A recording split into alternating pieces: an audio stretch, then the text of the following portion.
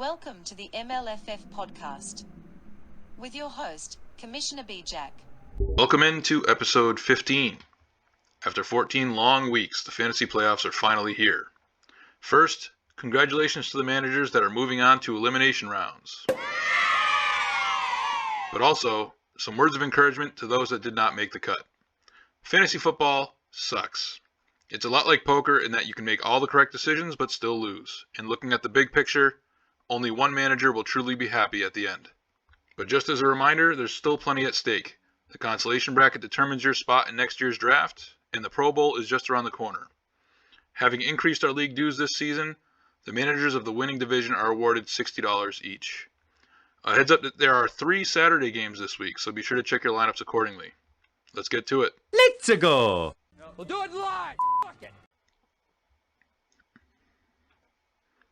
Brian defeats Rhino by 22 points, which was surprisingly the narrowest margin of victory this week, with a 90% optimal lineup to Rhino's 76%. The Brown-Hurt stack strikes again, combining for 53 points, with Jalen finishing as the QB2 on the week. David Njoku scored 17 points almost entirely on one drive, and Dameon Pierce was having a solid game until he left with an ankle injury and may miss some time. Quan Bark and Jalen Waddle played through injuries and were borderline useless, but also Daniel Jones is still a piece of shit. Speaking of pieces of shit, the Vikings defense did literally nothing besides allow points to the Lions. The Seahawks didn't do much better for Rhino, and both Jeff Wilson and Kyler Murray went down to injuries, with Kyler's being season-ending.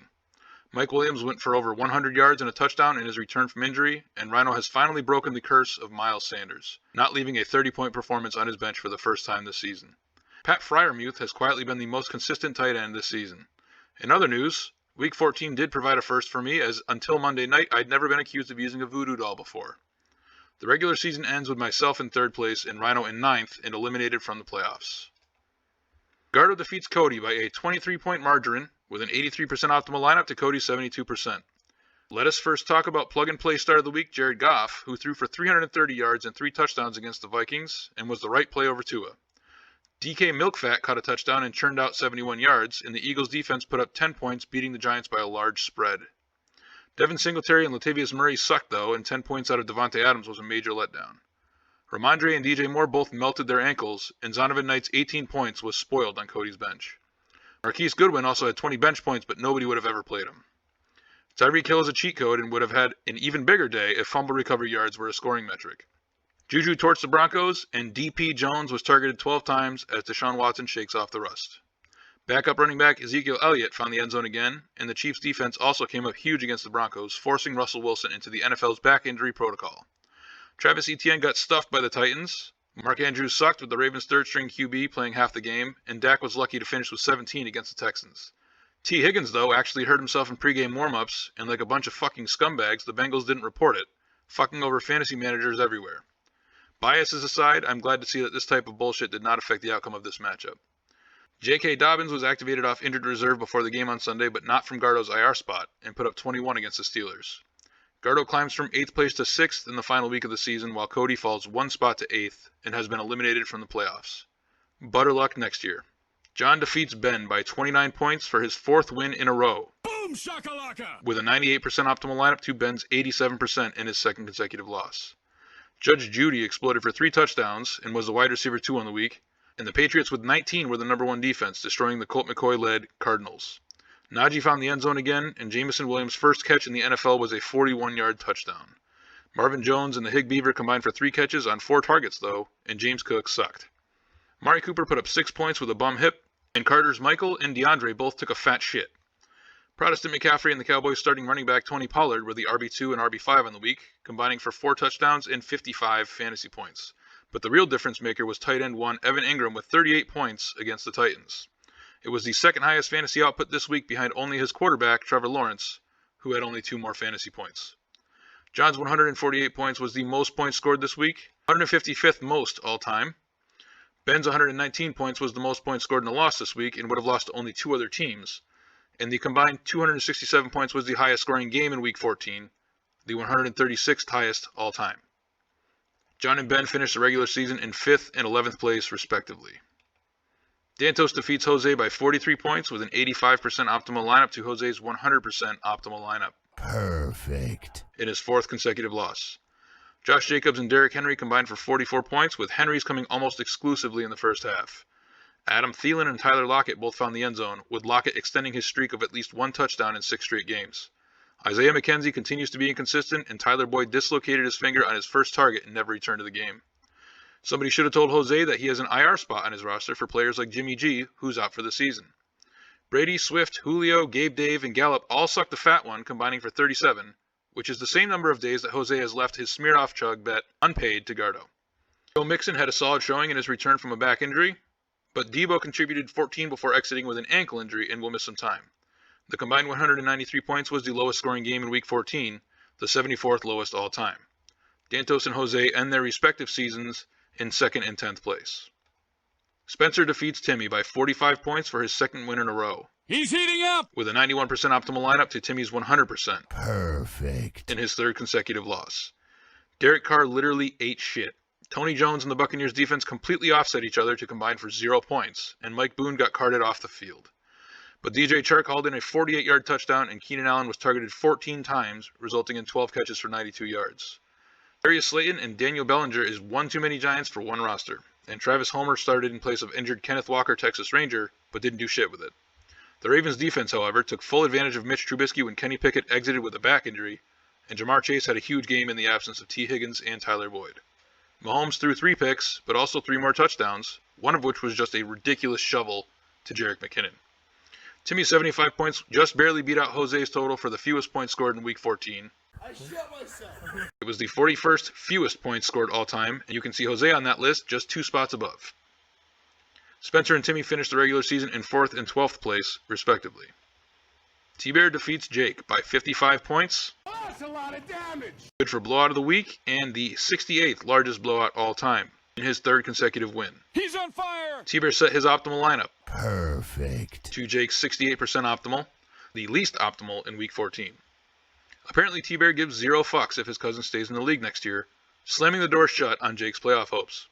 Justin Jefferson had 223 receiving yards but somehow no touchdowns, and was still the wide receiver 1 in the week. Austin Eckler scored his 13th touchdown of the season, and Dalton Schultz contributed a solid 14 points. Dalvin Cook and Cam Akers had relatively weak days despite both finding the end zone. In A-Rod's absence, Jake was forced to play Mike White, who was in and out of the game because Buffalo's defense, which was in T-Bear's starting lineup, kept caving his chest in. Chubb, Diggs, Protestant Kirk, and MVS all had quiet days, but Brandon Ayuk found the end zone, and James Conner ran well against a tough Patriots defense. T-Bear remains in 1st place, while Jake falls 1 spot to end his regular season, but hopefully not his MLFF career, in 7th place. Huge shout out to T-Bear. He's the first manager in league history to eclipse 2,000 total points scored in the regular season, and his 2015.3 points beats out the previous record of 1,969.1 held by Eric from back in the 2020 season. Congrats to you on the impressive achievement, my guy. As the dust settles, the playoff seeding is now set in stone. T-Bear and Dantos finish at 1st and 2nd place respectively, locking up both first-round byes. Look at us. Hey, look at us. Look at us. Huh? Who would have thought? Not me.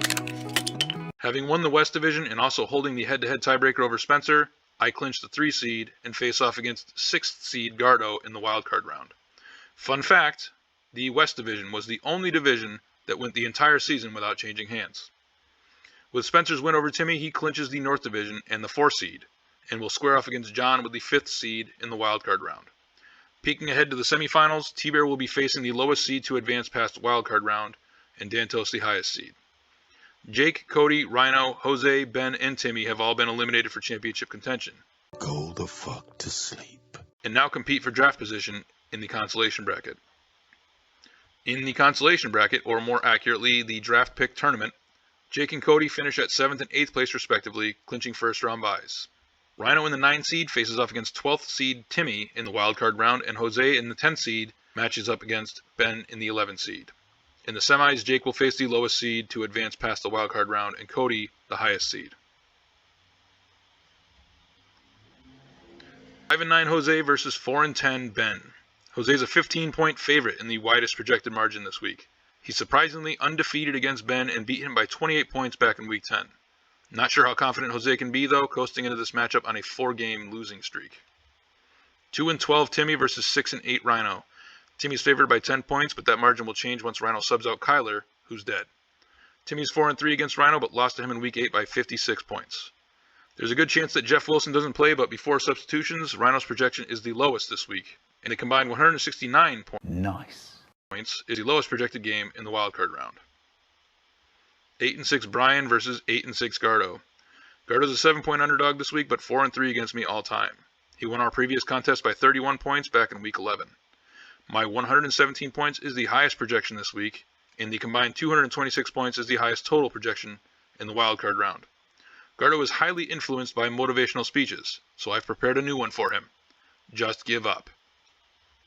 8-6 Spencer versus 9-5 John. Spencer's favored by 3 points, but John rides a 4-game winning streak.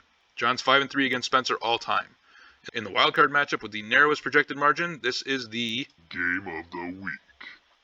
Spencer's got revenge in mind after John set the record for largest blowout in their Week 8 matchup, a margin of 139 points.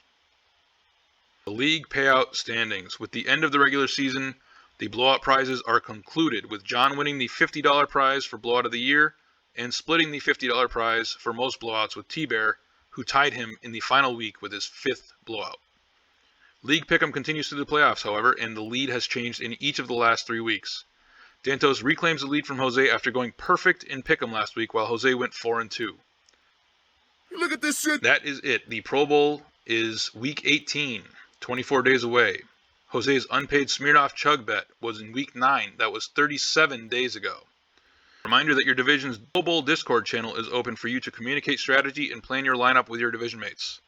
Don't forget that Pro Bowl lineups require exactly 3 players started from each manager's roster. In an unrelated note, points are totaled for all teams every week, regardless of whether or not they have a matchup, and I encourage those managers with buys this week to engage in friendly competition amongst themselves in the absence of actual matchups. Don't forget to submit the weekly pick'em. A link to the form, as always, can be found in the commissioner's note and also as a pinned comment in the Discord server. Don't forget to like and subscribe. Just kidding, eat shit. Thank you for listening to the MLFF podcast.